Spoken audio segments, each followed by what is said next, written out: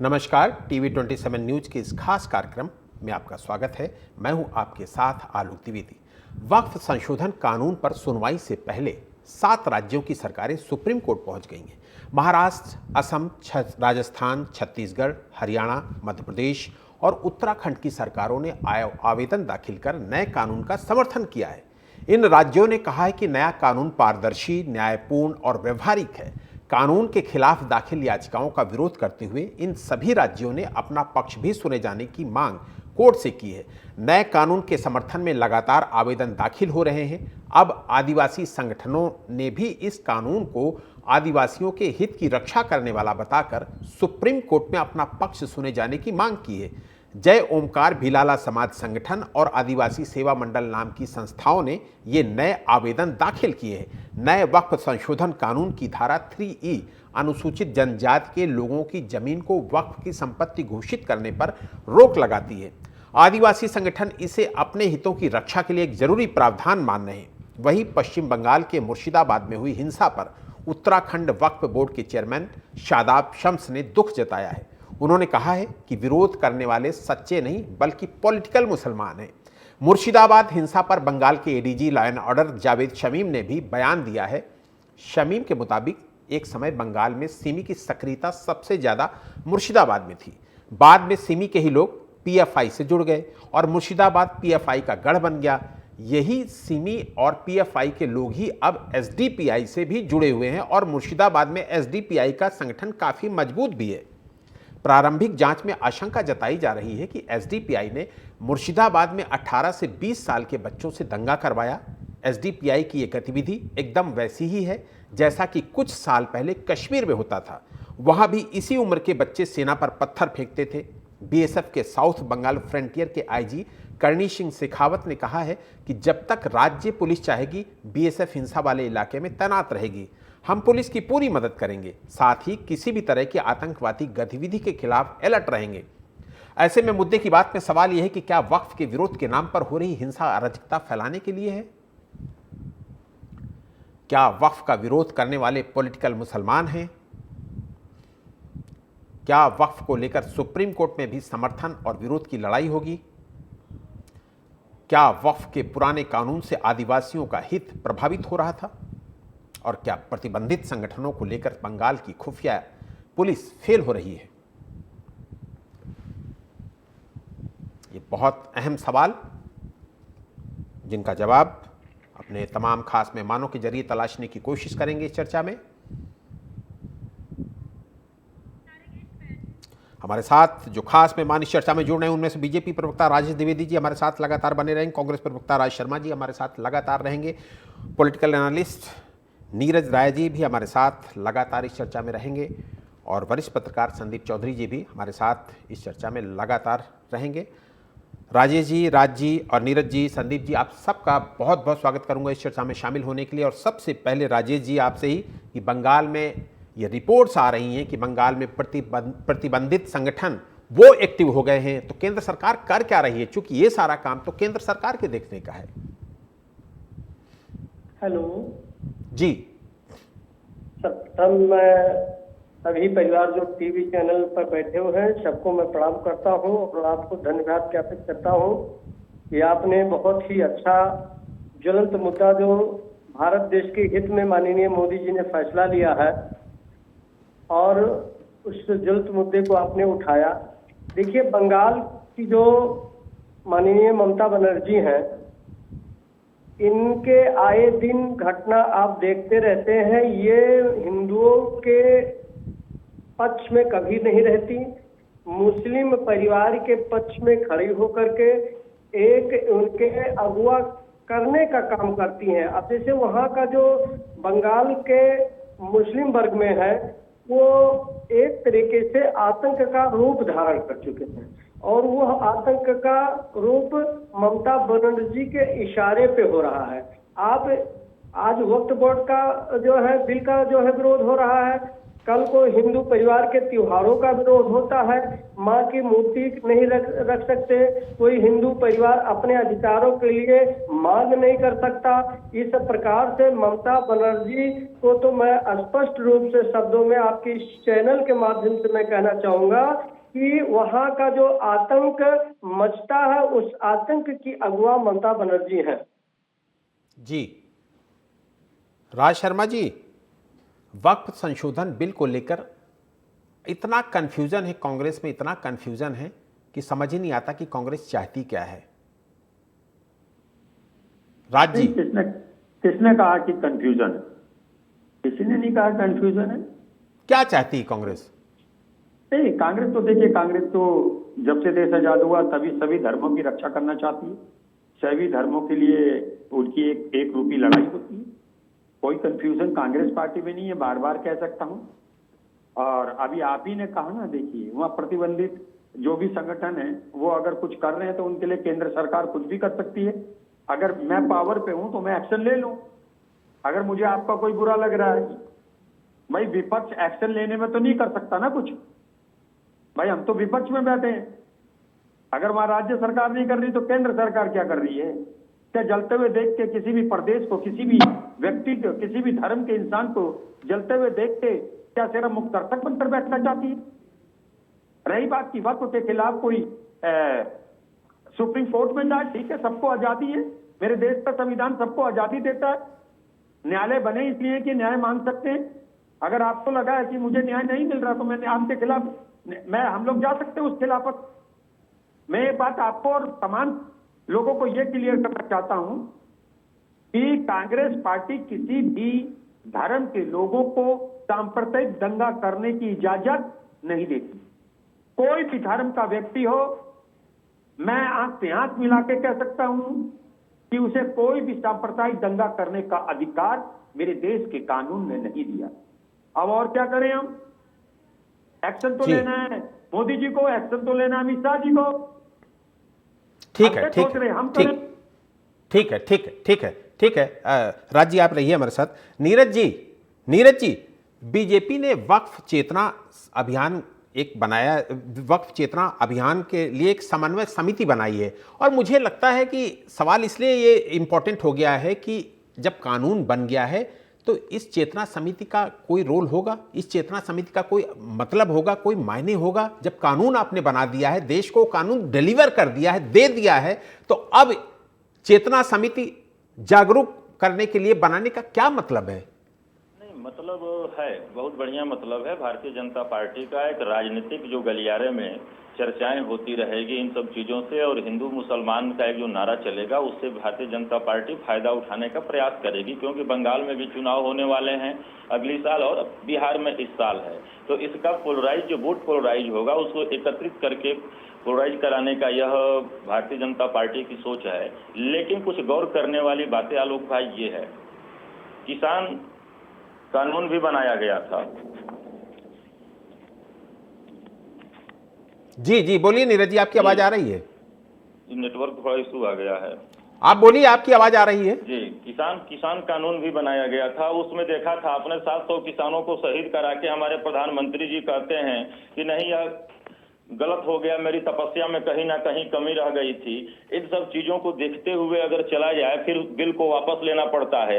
लेकिन हमारे प्रधानमंत्री जी उस समय भी किसानों को एकजुट करने के लिए पूरे देश में भ्रमण कर रहे थे, और आज भी देखा जाए तो हमारे प्रधानमंत्री जी वही काम कर रहे हैं, घूम रहे हैं।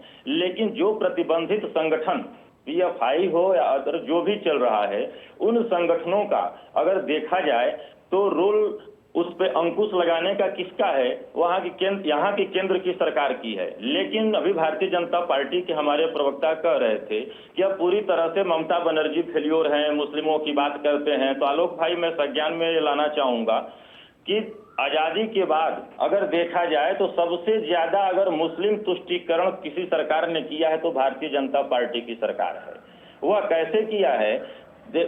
2014 से 19 तक देश में पहली बार सबसे ज्यादा मुस्लिम युवाओं को स्कॉलरशिप दिया गया, वो भाजपा की सरकार ने दिया।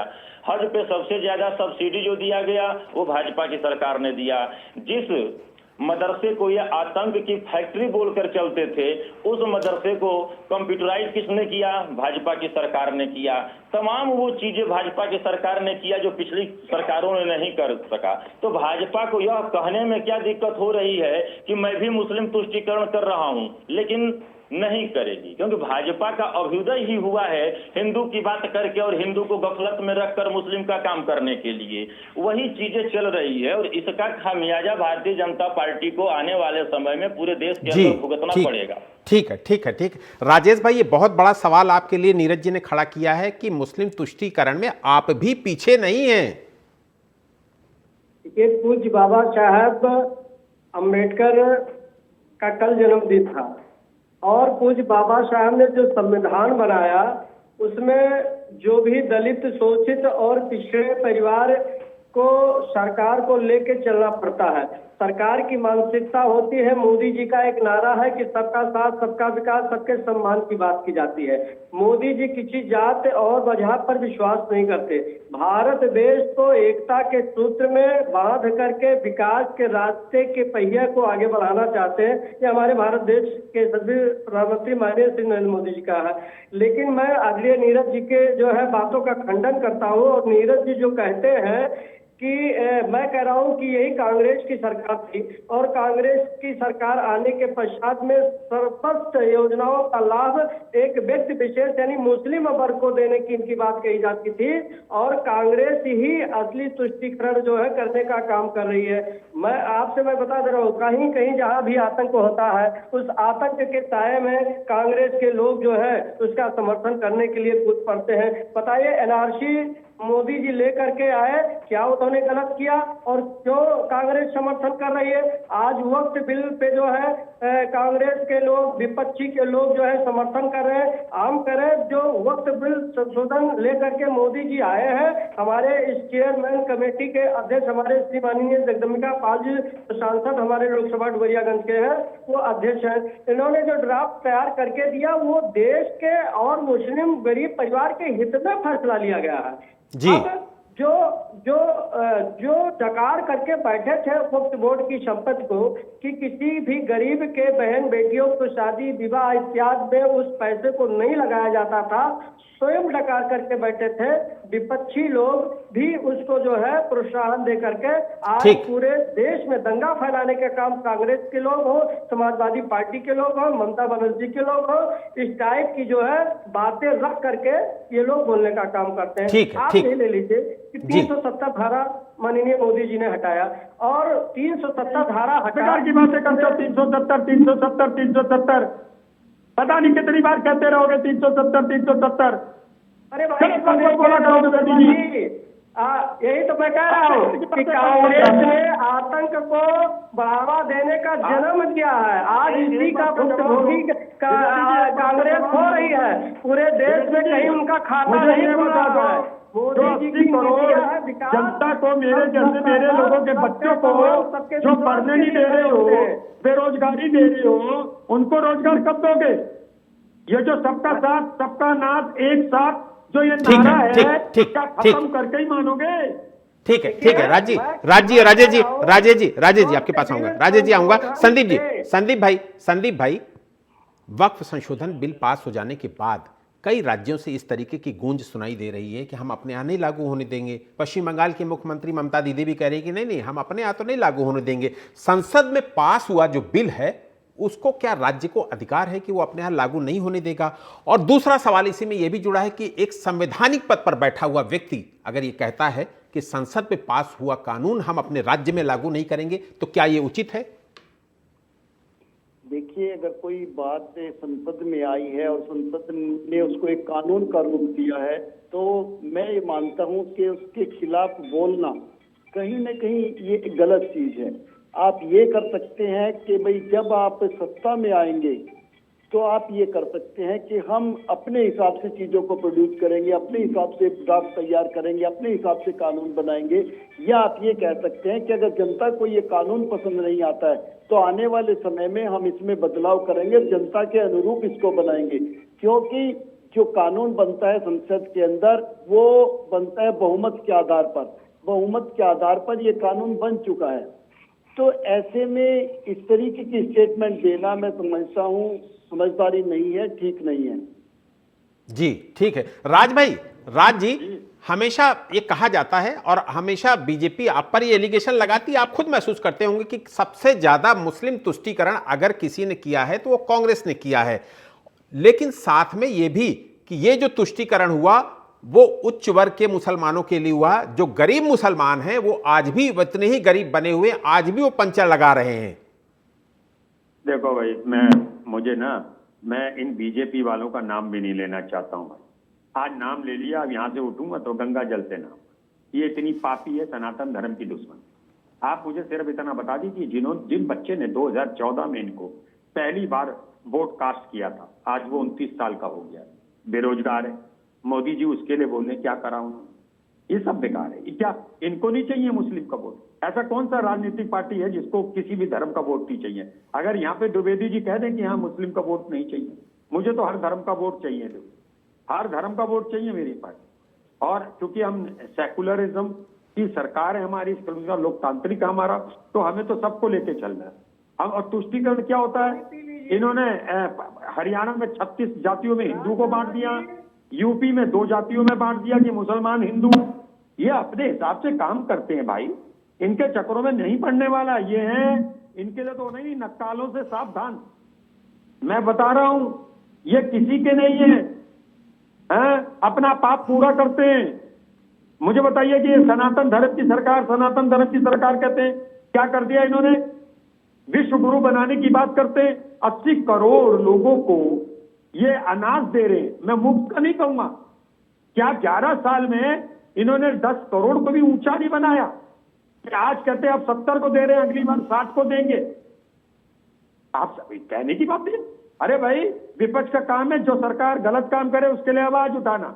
और मैं बार बार कहता हूं, किसी भी समुदाय को कहीं पे भी दंगा करने का अधिकार मेरे देश का कानून नहीं देता है। ये द्विवेदी जी जैसे आ जाते हैं, ये जगदम्बिका पाल है? अरे क्या वही हमारे कलेक्टर हो गए क्या? राज शर्मा की पार्टी से ही तो निकले हैं जगदम्बिका पाल जी। साहब बहुत दुख होता है, बहुत कुछ दिया पार्टी ने, लालच। और बताऊं आपको, किरदार आदमी को नहीं बेचना चाहिए। इन लोगों ने अपने किरदार बेच दिए साहब, किरदार बेच दिए। मैं बताऊं, देखिए, तो अब हमारी पार्टी से गए तो अब गए। तो फिर इसमें तो एक बात और कहूंगा कि भारतीय जनता पार्टी कहती थी कांग्रेस मुक्त भारत बनाएंगे।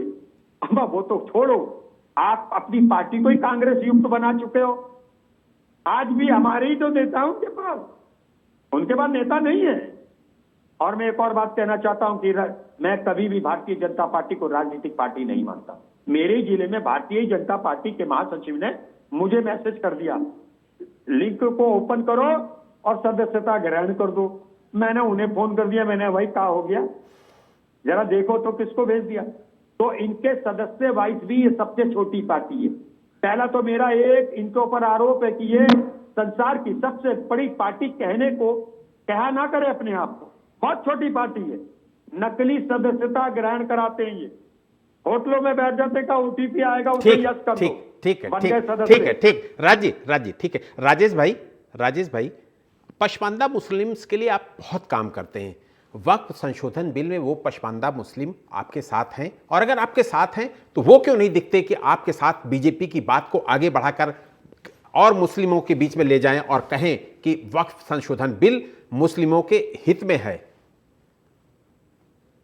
देखिए, पहली बात तो कांग्रेस के प्रवक्ता श्री राज शर्मा जी कह रहे थे कि भारतीय जनता पार्टी के लोग पापी हैं, तो मैं इसका पहले जवाब दे दूं। दूसरा चीज मैं गंगा जल की बात इन्होंने किया, तो मैं कहता हूं कि जिनकी पैदाइश ही एक मुस्लिम धर्म को मानने के लिए हुई हो, वो गंगा जल पे कहाँ विश्वास करेगा? वो तो जमजम पानी पीने पे विश्वास करेगा।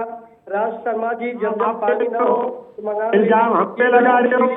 अगर सनातन धर्म के सही कोई कहते रहते हो तो चलो एक हनुमान जी का बीज मंत्र बोलते हैं। चलिए हनुमान जी का बीज मंत्र आप बोलो, एक शब्द बोलिए, लक्ष्मी जी का बीज मंत्र हमको अपने बात को रख लेने दीजिए। आप तो बड़े सनातन धर्म के ठेकेदार हो। चलिए लक्ष्मी जी का बीज मंत्र बोलिए। अरे भाई, हनुमान भगवान जी का बंगाल में बीज जिस मंत्र प्रकार से बोलिए। हिंदुओं के ऊपर प्रहार होता है, ठीक है, ठीक है, ठीक ठीक। राजेश जी को अपनी बात खत्म कर लेने दीजिए, फिर आऊंगा। ठीक है, ठीक है, राजेश जी अपनी बात जल्दी खत्म करिए। नीरज जी से भी जी राजेश जी बोलिए, फटाफट जल्दी अपनी बात खत्म करिए। राहुल गांधी जी भी खड़े होते हैं, ममता बनर्जी के आप सहयोगी है, क्या कहेंगे? टीवी चैनल पर आप बैठे हैं जो है, नहीं बोल पाओगे। अरे भाई, आतंक को बढ़ावा देते हैं। आप इन लोगों के उसमें नारा लगाया जाता है कि अफजल हम सरजिंदा है, तेरे कातिल हम जिंदा है। भाई ओम है नीम श्रीम क्लीम बोलो, किसका मंत्र है? राज भाई, ठीक है। नीरज भाई आप बार बार हाथ खड़ा कर रहे हैं, पहले अपनी बात खत्म कर लीजिए, फिर एक सवाल आपसे और ले लेता हूं। नीरज भाई चलिए राजेश जी नीरज भाई आप अपनी बात खत्म करिए। हमने पहले चरण में बोला था उसमें कि हम जाति धर्म संप्रदाय मजहब से उठकर हमारे मोदी जी देश में शासन करते हैं, सबका साथ सबका विकास करते हैं। मैं इस पर बात करना चाहूंगा कि संदीप जी बैठे हुए हैं वरिष्ठ पत्रकार के तौर पे, उनकी भी सहमति ले लूंगा मैं। आजादी के बाद ये पहले प्रधानमंत्री हुए जो कि अपने जाति को बताए उसमें ओबीसी का हूं। इससे पहले हमारे पढ़ने तक और जानने तक तो कोई ऐसा प्रधानमंत्री नहीं रहा जो मंचों से अपनी जाति को बताता रहा हो।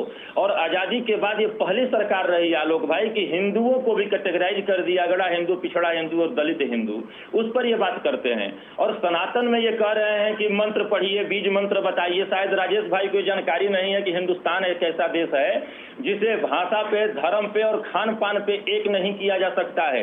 कलकत्ता के लोग माँ काली को मानते हैं तो वही बनारस में विश्वनाथ को मानते हैं, महाकाल को उज्जैन में मानते हैं, अवध में जातराम को मानते हैं, वही मथुरा में जाएंगे आप तो कृष्ण बलराम को मानते हैं, वही साउथ में भगवान मुर्गन को मानने वाले की धरती है ये। ऐसे न कह रहे हैं कि बीज मंत्र बताइए, भगवान भाव से पूजे जाते हैं। ठीक है नीरज भाई, ठीक नीरज भाई। संदीप भाई, प्रधानमंत्री जी कह रहे हैं कि अब यूसीसी भी लाया जाएगा देश में। वक्फ संशोधन बिल के बाद जो देश में धरना प्रदर्शन चालू है वो भी शांत नहीं हुए। इन सब के बीच में ये कहना कि अब यूसीसी भी देश में लॉन्च किया जाएगा, आपको कितना ठीक लगता है और इसके क्या राजनीतिक मायने हैं? देखिए, देश की जो राजनीति है वो दो ध्रुवों पर की जाने की कोशिश हो रही है। एक ध्रुव ये है कि बीजेपी हिंदू की बात करे और दूसरे ध्रुव पे मुसलमान की बात की जाए, इस्लाम की बात की जाए, पाकिस्तान की बात की जाए, बांग्लादेश की बात की जाए। तो हिंदुस्तान की जनता को आज हम इन्हीं चीजों में उलझा कर रखना चाहते हैं। वोट हम केवल हिंदू और मुसलमान के नाम पर लेना चाहते हैं। हम उन चीजों पर बात नहीं करना चाहते जिन चीजों पर ये सरकार बनी थी। ये सरकार इसलिए बनी थी कि 2 करोड़ रोजगार मिलेंगे। आज आप मुझे बताइए वो 2 करोड़ रोजगार कहाँ है?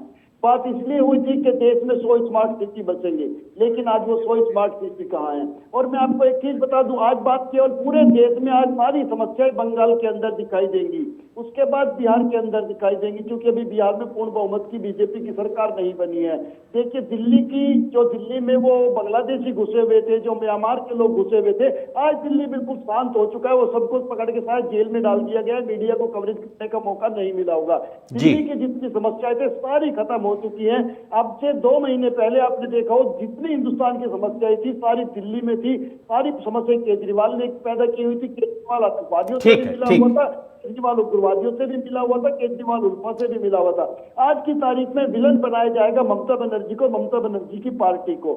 ये केवल सत्ता की लड़ाई है और सत्ता की लड़ाई में मुसलमान को फुटबॉल बना दिया गया है। ठीक है संदीप भाई वक्त हमें इतने की इजाजत देता है। आपका बहुत शुक्रिया करूंगा। नीरज जी आपका भी बहुत बहुत शुक्रिया करूंगा। राजेश जी आपका भी बहुत शुक्रिया और राज जी आपका भी बहुत शुक्रिया। बंगाल की तरह देश के अन्य हिस्सों में हिंसा ना हो, इसे लेकर केंद्र सरकार पूरी तरह से सतर्कता बरत रही है। केंद्र की तैयारी की अगर राज्यों से मांग की जाती है तो उन्हें बिना किसी देरी के केंद्रीय बल मुहैया कराए जाएंगे ताकि ऐसी सांप्रदायिक हिंसा को रोका जा सके। मुद्दे की बात में आज इतना ही। देश और दुनिया की तमाम बड़ी खबरों के लिए आप देखते रहिए TV 27 न्यूज़। नमस्कार।